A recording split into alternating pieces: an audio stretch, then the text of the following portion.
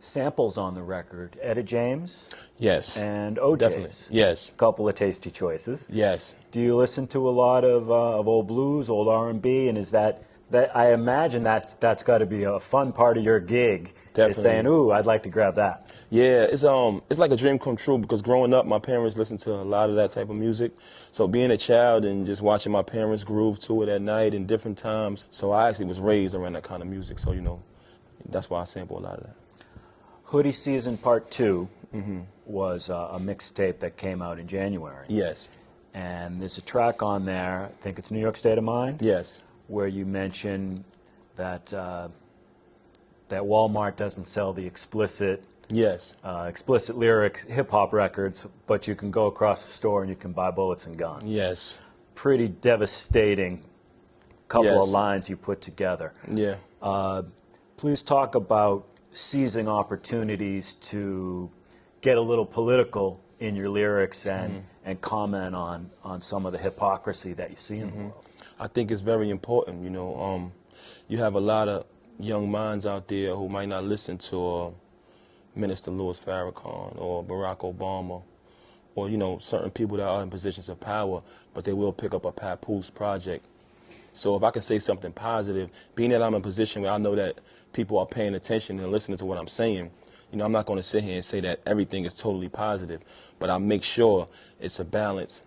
You know, if I talk about the problem, I give the solution to the problem in my music, always.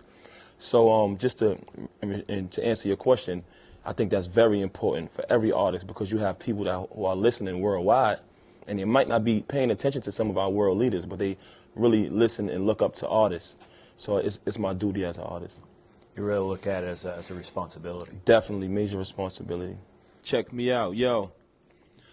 I was born in the human body. I'm deadly and dangerous. The way I decrease life quality is outrageous. But you don't gotta worry. I'm not contagious. I'm genetic. I traveled through your family for ages. I could live in your daughter. I could live in your son. If you smoke cigarettes, I could live in your lungs. I can develop in your stomach and be that small. But I grow to the size of a basketball. Now you can ignore me and try to pass it on. You'll be a statistic in the casket gone. I could be a sharp pain that you feel in your spine. I could be a brain tumor or the back of your mind. I'll even be in your food if you eating that swine. Don't go to the doctor so you'll never catch me in time. I done caused some strong men to lose their strength. Even caused some pretty women to lose their breasts. Only God know the cure, and to whom he bless is the chosen. He choose the best. I'm a physical enemy, here to bring miserable treachery. I can affect him, her, they, or them and me. But one smart woman got to check up regularly. They burnt me out of her body with chemotherapy.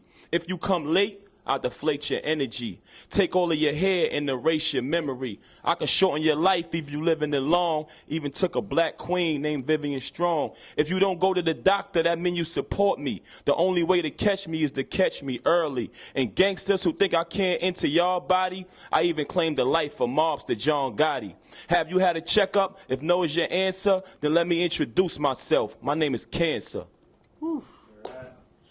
Cigar Society is my latest release. You know, basically this year, you know, right before the ball dropped last year, I said, you know what, next year I want to turn it up a notch. I want to release a new project every month throughout 2014, and that's what I'm doing. I started out with Hoodie Season Part 2, February, Cigar Society. Now at the end of, I'll drop it at the end of each month. At the end of March, it will be my next project. So, you know, I'm challenging myself as an artist, and I'm challenging the other artists out there to step it up and be more consistent. And that's what I'm doing this year. I'm releasing consistent music. And Cigar Society is just, you know, it's basically sitting back and enjoying your life. You know, to smoke a cigar is just relaxing and a sign of, you know, success at some point. I feel like I'm successful being able to voice my opinion to people across the planet. So, you know, the title is just, you know, sit back, relax, smoke a cigar, and enjoy life. You know, that's what it's about. All right, I can get behind that. And I heard Blackballed as a possible title to the next one? Yeah, no, Blackballed was actually around the Hoodie Season Part 2 time, you know, but I changed the title. I decided not to go with that, you know, for certain reasons. Well, you talk about challenging other artists. Particularly here in New York City, do you feel there's a community of MCs that that challenge and inspire each other, or is that something that is lacking? Hip hop is competitive by itself. You know, hip hop is something you live, rap is something you do. But the hip hop culture is definitely a very competitive culture. So, you know, if you consider yourself, when you sign to a record label, you wear the title of what, an artist. And if you consider yourself an artist, I think, you know, artists should be competitive.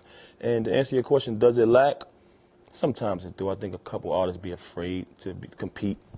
You know, me, I came up doing that, so it's not a problem. But I think it's healthy for hip hop as a whole. Yeah, and at the same time, there's the tradition in hip hop of nurturing young talent and saying, I'm going to give this guy a spot on my record because I think he's cool. Exactly. When these guys came up, you know, you heard Jay-Z on a record with Biggie. You understand what I'm saying? When he got introduced to the audience, Biggie gave him that shot. I think that's what's missing. A lot of the artists at the top, they're not giving the new artists a shot. You know, they don't really want to see them successful. So I think that's part of the reason why, you know, you don't have a lot of artists going mainstream. We still exist, not able, you know, to reach our fans. But I think that's why, you know, not to say that you're dependent on another artist, but it's part of hip hop, like you said. It's something that was always done back then. You always heard the new artists getting a shot from the, you know, worldwide respected artists. Yeah. Well, congratulations on Asarima Dream. Thank you. And we'll look forward to seeing you reunited with your bride in the summer. Thank you. Appreciate that. Who knows what you guys can brew up together. Thanks a lot, brother.